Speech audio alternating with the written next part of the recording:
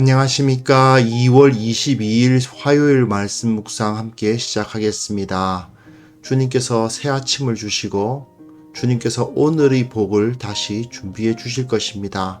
주님께서 우리를 지켜주시고 보호하시고 모든 필요를 채워주실 것을 믿고 주님께 영광을 돌립니다. 그 복을 우리 귀한 성도님들 다 받아 누리시기를 간절히 기도합니다. 오늘 본문 여호수아 14장 6절부터 15절까지 말씀입니다. 여호수아 본문 중에서 정말 유명한 본문, 여리고 무너지는 이야기만큼이나 사랑받았던, 아니 그보다도 더 많은 관심과 사랑이 집중되는 본문이 바로 오늘 본문이 아닐까 생각합니다. 갈렙이 여호수아에게 그 헤브론 산지를 달라고 요구하고 그 땅을 차지하는 이야기인데요. 이 이야기를 통해서 누가 하나님으로부터 오는 복을 받아 누리기에 합당한가? 우리가 하나님께서 주시는 그 복을 받아 누리기 위해서 어떤 태도를 가져야 되는가를 확인해 보았으면 합니다. 그런 말씀을 보겠습니다.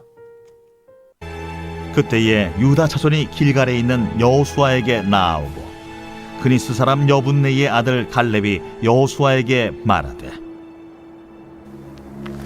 여호와께서 가데스 바네아에서 나와 당신에게 대하여 하나님의 사람 모세에게 이르신 일을 당신이 아시는 바라.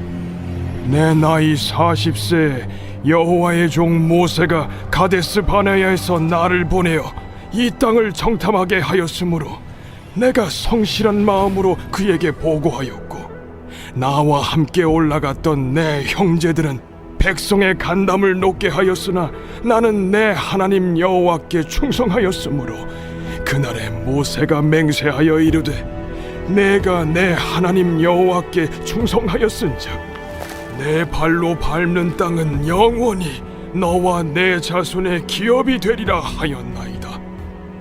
이제 보소서, 여호와께서 이 말씀을 모세에게 이르신 때로부터 이스라엘이 광야에서 방황한 이 45년 동안을 여호와께서 말씀하신 대로 나를 생존하게 하셨나이다. 오늘 내가 85세로되 모세가 나를 보내던 날과 같이 오늘도 내가 여전히 강건하니 내 힘이 그때나 지금이나 같아서 싸움에나 출입에 감당할 수 있으니 그날에 여호와께서 말씀하신 이 산지를 지금 내게 주소서. 당신도 그날에 들으셨거니와 그곳에는 아낙 사람이 있고 그 성읍들은 크고 견고할지라도 여호와께서 나와 함께 하시면 내가 여호와께서 말씀하신 대로 그들을 쫓아내리이다. 여호수아가 여분네의 아들 갈렙을 위하여 축복하고 헤브론을 그에게 주어 기업을 삼게 하며 헤브론이 그니스 사람 여분네의 아들 갈렙의 기업이 되어 오늘까지 이르렀으니 이는 그가 이스라엘의 하나님 여호와를 온전히 쫓았습니다.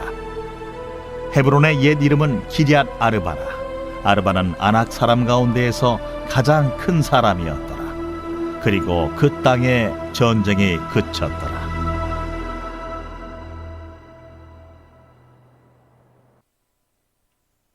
네, 그 땅이 분배되는 이야기 계속해서 읽어가고 있습니다. 어제까지 본문에서 이미 나눠진 땅, 그러니까 요단강 동편의 이야기는 다 끝이 났고요. 이제 요단강 서편이 어떻게 나뉘어지는가에 대한 설명이 이어지는데 이것은 갈렙이 그 땅을 받은 이야기로 시작해서 여호수아가 그 땅을 받은 이야기로 끝나는 부분입니다. 가데스 바네아에서 저들은 우리의 밥이다 했던 그 두 사람, 갈렙과 여호수아, 모두는 다 우리는 메뚜기다 하면서 애굽으로 돌아가자 했지만 저곳은 하나님께서 주신 우리의 땅이다라고 말했던 그 두 사람이 그 땅을 차지하는 이야기로 시작해서 끝나는 이야기. 그리고 그 가운데 하나님께서 약속하신 그 땅이 어떻게 나뉘어졌으며 그 가운데 실로의 회막, 즉 하나님의 집이 어떻게 세워졌던가 하는 것을 기록하고 있는 것이죠.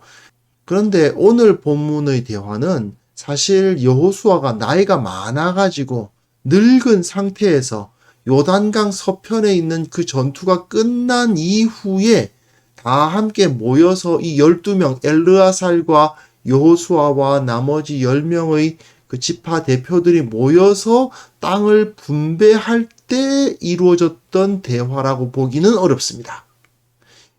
이거는 전쟁이 한참 진행되고 있는 상황이에요. 즉 서편 땅을 나누기 전에, 제비를 뽑기 전에 미리 이야기가 된 이야기인데 그것을 지금 시점에 이야기를 하고 있는 거죠. 땅을 나누기 위해서 각 지파의 대표자들이 모여서 제비를 뽑기 전에 여호수아와 갈렙 사이에 있었던 이 대화가 나중에 땅을 분배할 때 적용이 되었다라고 보면 되겠습니다. 그리고 이 갈렙이 하는 말은 이스라엘이 가나안 정복을 함에 있어서 마땅히 가져야 할 정신, 즉 이스라엘 하나님의 백성이 품어야 할 영적인 태도가 어떤 것인지를 명확하게 보여주죠. 한마디로 말해서 이상적인 모범입니다. 본문 보시면요. 유다 자손이 길갈에 있는 여호수아에게 나왔습니다. 길갈에 있는 여호수아, 이때가 언제쯤일까? 나중에 또 제가 다루겠습니다만은 여리고 아이를 정복하고 기브온 전투에서 이겨서 남부를 정복하고 또한 하솔 왕 야빈이 끌고 온 연합군을 패퇴시킨 다음에 북부를 정벌하고 나서의 모임입니다. 갈렙이 여호수아를 찾아옵니다. 갈렙에 와서 가데스 바네아 이야기를 하죠. 가데스 바네아에서 나와 당신에게 대하여 하나님의 사람 모세에게 이르신 일을 당신이 아시는 바라. 자기가 40세에 가데스 바네아에서 정탐하였고 보고하였는데 사람들은 모두 다 어떻게 했어요? 그 형제들은 백성의 간담을 높게 하였습니다. 우린 저보다 메뚜기다 그랬단 말이죠. 하지만 나는 내 하나님 여호와께 충성했다. 그랬기 때문에 모세가 맹세하여 이르되 내가 내 하나님 여호와께 충성하였은즉 내 발로 밟는 땅은 영원히 너와 내 자손의 기업이 되리라는 말씀을 주셨다. 이렇게 이야기를 합니다. 지금 갈렙이 가데스 바네아에서 정탐꾼으로 보내질 때에 40세였다고 되어 있습니다. 여호수아와 갈렙만 남고 나머지는 그 20세가 안 된 사람, 그 칼을 뺄 수 있는 사람이 아닌 너무 어린 사람들만 살아남고 20세 이상 전쟁에 나갈 수 있는 자들 중에서는 살아남은 자가 없습니다. 그렇다면 갈렙이 나머지 이스라엘 백성들과 나이 차이로 따지면 20살은 기본적으로 날 수밖에 없는 겁니다. 여호수아와 갈렙이 이 이스라엘 백성들 중에서 최고령자라는 사실은 너무나도 분명합니다. 여호수아가 리더십을 인정받았다는 건 당연한 것이지만 갈렙 역시 여호수아에 못지 않을 정도의 엄청난 리더십을 갖고 있었다는 것은 분명한 사실이죠. 그런데 그 다음 본문 보시면요. 이제 보소서 여호와께서 이 말씀을 모세에게 이른 때로부터 이스라엘이 광야에 방황한 지 45년 동안을, 그래서 지금 자기가 몇 살이라는 겁니까? 오늘 내가 85세다. 40년 동안 광야에서 헤맸고, 물론 그 동안에 요단강 동편까지는 차지를 했어요.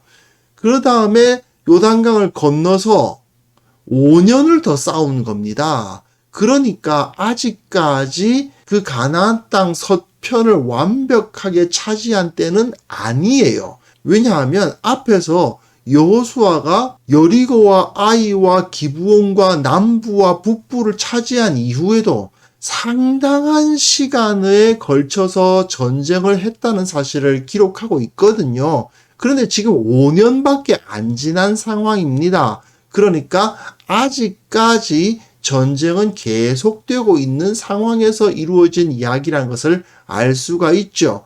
그런데 지금 이 갈렙이 무엇이라고 말하느냐 하면 모세가 나를 보내던 날과 같이 40세 때죠. 40세 때와 같이 오늘도 내가 여전히 강건하다라고 이야기를 합니다. 정말 신체적으로 칼을 들고 싸울 수 있을 정도로 강건했기 때문에 이런 말을 했던 것인지, 아니면 그때의 정신과 그 패기를 85세가 되도록 유지하고 있었다는 뜻인지 우리는 그 해석을 명확하게 하기는 어렵습니다만은, 나중에 사사기 같은 데 보시면 이 갈렙이 자기 사위가 될 온니엘에게 그 땅을 가서 차지하라고 시키는 이야기를 볼 수가 있어요. 즉 자기가 직접 나가서 싸울 수 있다라고 말하고 있지만 실제로는 그 창을 휘두르고 칼을 휘두를 수 있을 정도까지는 아니지 않았을까, 그런 생각이 듭니다. 그러나 중요한 건 그게 아니죠. 이 사람의 정신, 이 사람의 패기를 보십시오. 이 사람은 85세가 되도록 그 마음이 흔들리지 않고 있습니다. 그러면서 뭐라고 말하느냐 하면, 그때나 지금이나 같아서 싸움에나 출입에 감당할 수 있으니 나 싸울 수 있다. 이건 무슨 소리냐 하면, 남부와 북부에 어느 정도 지금 땅을 차지하지 않았습니까? 여리고도 있고 아이도 있고 기브온도 있고 남부 여러 성읍들, 북부 여러 성읍들 차지했으니까 그 중에 하나를 달라는 게 아니고, 나 지금도 싸울 수 있기 때문에 그날의 여호와께서 말씀하신 이 산지를 지금 내게 주소서. 이 산지는 아직까지 정령이 되지 않았어요. 이 산지가 어디입니까? 헤브론을 말하는 거예요. 헤브론 산지를 지금 내게 주소서라고 이야기를 합니다. 당신도 그날에 들으셨거니와 그곳에는 아낙 사람이 있고, 엄청난 거인족들이죠. 싸울 때에 절대로 쉽지 않을 것입니다. 그 성읍은 크고 견고할지라도 여호와께서 나와 함께 하시면 내가 여호와께서 말씀하신 대로 그들을 쫓아내리이다. 이 사람은 지금 우리가 이만큼 땅을 차지했으니 나 갈렙이야. 그러니 이제 내 몫을 줘 라고 말하는 게 아니고요. 나 지금도 싸울 수 있어. 나한테 이미 얻은 땅 중에서 일부를 떼어줄 생각하지 말고 그냥 내가 저 땅 차지할 테니까, 내가 가서 싸워서 얻을 테니까 저 땅을 내 거라고 인정해줘. 그 전쟁이 다 끝나고 나서 이제 함께 제비를 뽑아서 어디가 누구 거다 어디가 누구 거다 하기 전에 갈렙은 이 땅은 아낙 사람들이 차지하고 있고 전쟁에 매우 힘든 지역이지만 내가 충분히 가서 싸울 수 있다. 왜? 바로 이것 때문이죠. 하나님 언약 때문입니다. 모세가 맹세하여 이르되 내가 내 하나님 여호와께 충성하였은즉 내 발로 밟는 땅은 영원히 너와 내 자손의 기업이 되리라. 이 약속이 있단 말입니다. 내가 밟는 땅은 하나님께서 주신다. 그 약속 내가 믿고 나아갈 테니까 이 땅을 나에게 주라. 그렇게 이야기를 하고 있는 것이죠. 자, 왜 이런 이야기를 했을까요? 자, 여호수아 11장에 보시면 말이죠. 여호수아가 가서 산지와 헤브론을 차지했다고 되어 있거든요. 하지만 이 대화가 이루어진 시점에는 아직까지 헤브론을 차지하지 못한 상황이었다는 것을 알 수 있습니다. 여호수아가 차지했다고 되어 있지만 사실은 앞장선 것은 갈렙이 이끄는 유다 지파였다는 것을 알 수가 있어요. 그래서 여호수아가 여분의 아들 갈렙을 위해서 축복하고 헤브론을 그에게 주어 기업을 삼게 하였습니다. 즉 이 헤브론이라는 땅은 나중에 제비를 뽑아서 나눌 땅이 아니라 그냥 갈렙에게 분화된 땅이 된 것입니다. 왜 이렇게 갈렙이 목숨을 걸고 위험에 직면함에도 불구하고 이 헤브론을 달라고 했을까요? 헤브론이란 땅이 다른 땅보다 특별히 비옥하다고 보기는 어려운 땅이거든요. 창세기 23장에 보시면요. 사라가 죽은 곳, 아브라함의 아내 사라가 죽은 곳이 바로 헤브론입니다. 그리고 그 헤브론 땅에서 아브라함이 어떻게 했습니까? 사라의 매장지를 얻기 위해서 돈을 내고 은 400세겔, 이거 완전히 바가지거든요. 어마어마한 돈입니다, 이거. 그 땅이 400세겔이나 될 수가 없는 땅임에도 불구하고 400세겔 달라고 하니까 아무 말도 안 하고 그대로 400세겔 딱 달아서 에브론이라는 사람에게 주죠. 이 사람이 헷 족속입니다. 헷 족속 에브론이기 때문에 이 땅이 헤브론이 되지 않았는가 생각이 되는데요. 여하튼 그곳의 땅을 아브라함이 샀습니다. 그리고 그 땅에 사라를 묻었어요. 그리고 그 땅에 이삭이 묻히고 리브가가 묻히고 야곱이 묻히고 레아가 묻히죠. 약속의 땅입니다. 자기 조상들이 묻힌 그 땅이에요. 바로 이것이 아니었는가 생각이 됩니다. 갈렙이 헤브론 산지를 얻기 원했던 이유는 아브라함이 헷 족속 에브론에게서 값을 주고 구매한 땅이며 야곱이 요셉을 따라 애굽으로 들어가기 전까지 소유하고 있었던 땅이기 때문이 아닌가 그렇게 생각이 됩니다. 땅의 소산이 많이 나기 때문에 경제적 가치가 높기 때문이 아니라 조상들의 땅, 약속의 땅을 수복하기 위해서 그 신앙적 의지를 가지고 그 위협적인 아낙 자손과 싸우기를 두려워하지 않았던 것이죠. 나의 기득권을 주장하고 이만하면 나도 이만한 것을 가질 수 있지 않아? 라고 주장하는 것이 아니라 하나님의 나라와 그 조상들에게서 이어져 내려오는 그 약속을 붙들고 내가 하나님의 땅, 우리 조상들의 땅을 수복하겠다라는 그 의지를 가지고 두려워하지 아니하고 나아가서 그 헤브론 산지를 차지하겠다고 직접 싸우러 나가겠다는 그 패기를 가지고 앞으로 전진했던 것입니다. 그래서 여호수아서 기자는 갈렙이 이스라엘의 하나님 여호와를 온전히 쫓았다. 이스라엘의 하나님 여호와를 온전히 따랐기 때문에 하나님께서 그 땅을 주셨다라고 이야기를 하죠. 이 헤브론의 원래 이름은 기럇 아르바. 아르바는 아낙 사람 가운데 가장 큰 사람이었는데, 즉 거인족들 중에서도 가장 크고 힘이 세서 왕이 되어가지고 그곳에 성을 쌓았겠죠. 그런데 그 성을 갈렙이 이끄는 유다 자손들이 점령하고 그곳의 이름을 헤브론으로 다시 되돌려 놓은 것이 아닌가 생각합니다. 자, 갈렙의 모습은 정말 하나님으로부터 복을 받기에 합당한 사람이 가지는 특성이 무엇인지를 가장 잘 보여주는 하나의 모범입니다. 갈렙처럼만 살면 복을 받지 않을래야 않을 수가 없다는 것이죠. 이 사람은 하나님의 말씀을 붙들었고 믿음으로 행동했습니다. 저들은 우리의 밥이다라고 주장했던 그 갈렙, 그리고 자기 개인적인 이익을 추구하는 것이 아니라 신앙적인 의미, 신앙적인 가치를 추구했던 사람이죠. 그리고 젊을 때에 품었던 그 뜨거운 마음, 하나님을 사랑하는 마음, 하나님께 순종하고자 하는 마음을 이 나이가 들어서도 잃어버리지 않고 있었던 것을 볼 수 있습니다. 또한 야 너희들 나보다 다 20살은 다 어린 애들 나 갈렙이야 하면서 자기 기득권을 주장했습니까? 아니죠.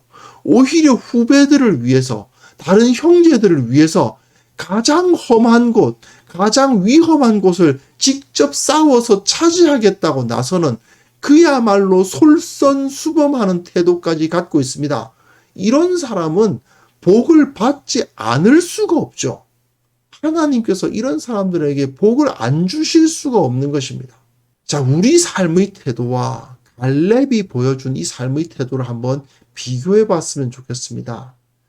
나는 혹시 지금까지 내가 이루어 온 것에 붙잡혀서 더 나아가지 못하고 있는 그런 모습을 갖고 있지는 않습니까? 하나님의 나라와 그 의를 추구해야 할 텐데 내 개인의 사적 유익을 추구하면서 살아가고 있지는 않은지 정말 솔직하게 점검해 볼 필요가 있습니다.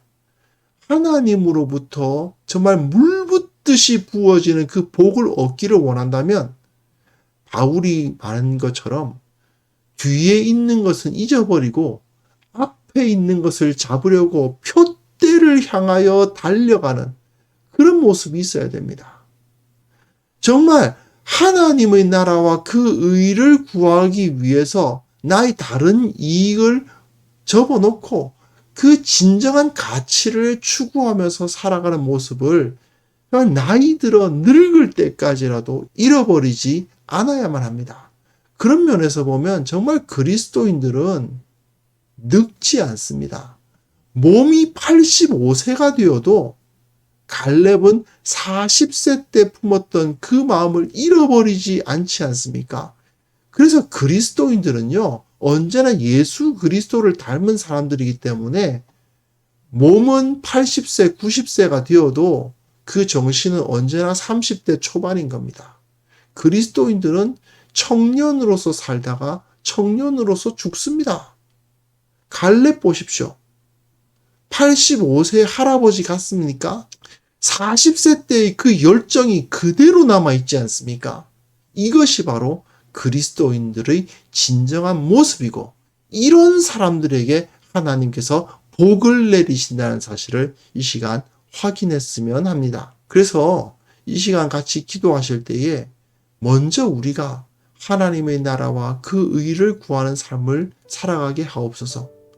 뒤돌아보지 않게 하시고 이만하면 되었다 하고 주저앉지 않게 하시고 앞으로 계속 전진하는 오직 말씀을 붙들고 말씀대로 이루어질 것을 확신하면서 이 세상과 싸워나가는 그런 신앙인이 되게 하옵소서.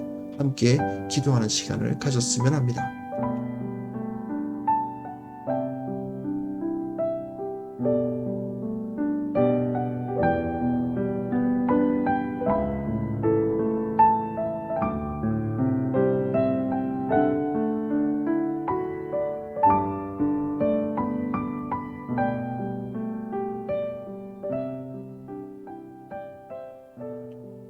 하나님 아버지, 내 인생의 가치가 어디에 있는지 다시 한번 확인케 하여 주옵소서. 내 개인의 유익이 내 삶의 가치가 될 수 없음을 온전히 깨닫고 오직 하나님의 나라와 그 의를 구하며 뒤돌아보지 아니하고 앞으로 계속 전진하는 참된 신앙인으로서 살아가게 하여 주옵소서. 말씀을 확신하게 하여 주시고 이 세상 가운데 두려워하지 않도록 도와주시고 주님의 능력으로 주님의 복을 받아서 늘 승리하는 삶을 살아가게 하여 주옵소서.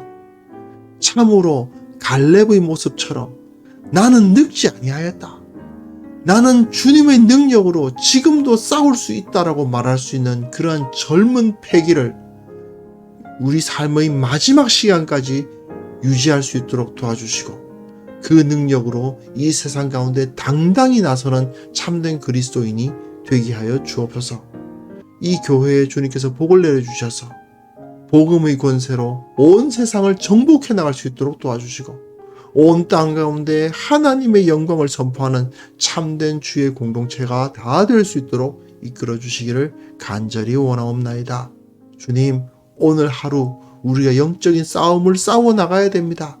갈렙의 모습을 기억하면서 담대히 세상 가운데 나아가게 하시고 말씀의 권능으로 이기게 하시고 그 기쁨으로 하나님께 찬양을 올리는 그런 시간을 가질 수 있도록 오늘 하루 복 주시기를 간절히 원하오며 예수 그리스도의 이름으로 기도합니다. 아멘.